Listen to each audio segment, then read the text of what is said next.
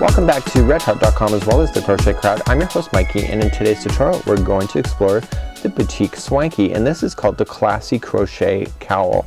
Now Colleen, my assistant, actually crocheted this one, and when she came back to me she decided to mix up the colors to go with her outfit.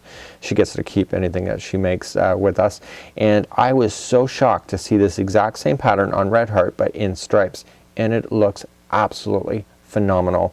So you'll notice that this has sequin built right into the actual yarn, just like you see. They are classy, they're not gaudy, they are fun, they are fabulous, they move around, they shimmer, and they're like little teardrops, and they are absolutely amazing. This particular cowl is so easy to make that it's crazy on how easy it is to make. So without further ado, let me tell you a little bit more about it, and then let's get started. This entire pattern is using what is called as a V-stitch, and it's double crochet, chain 1, double crochet, and you can see that the V-stitches are all just lined up on top of each other. So once you get started with this pattern, it is so easy because you just gotta look for the V-stitches on the row below, throw in another V-stitch, and you're good to go.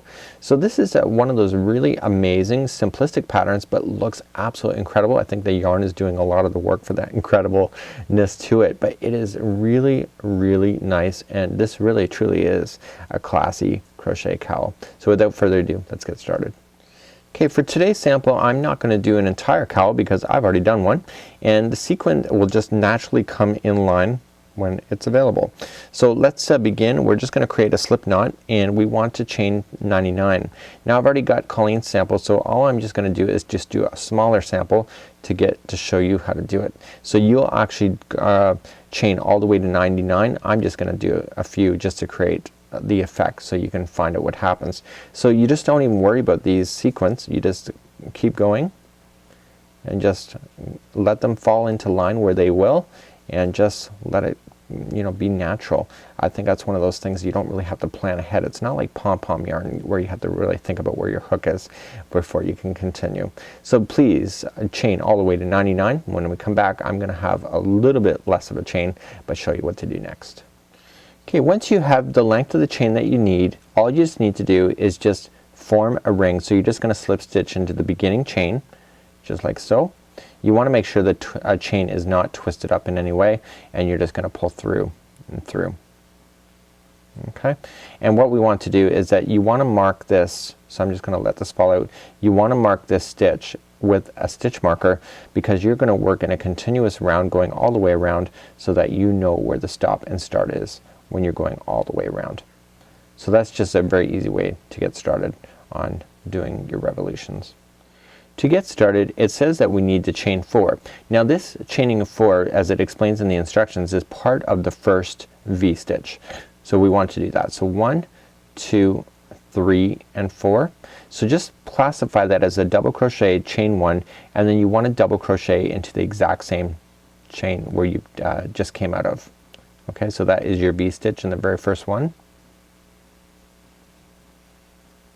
Okay, so you just double crochet. So now that one looks a little wonky, but that's because we're just starting. So we want to go on to the, skip the next chain and go on to the next one, and we want to do another V-stitch into the next. Okay, so we're skipping one chain and going to the second and doing another V-stitch, and that's all this is.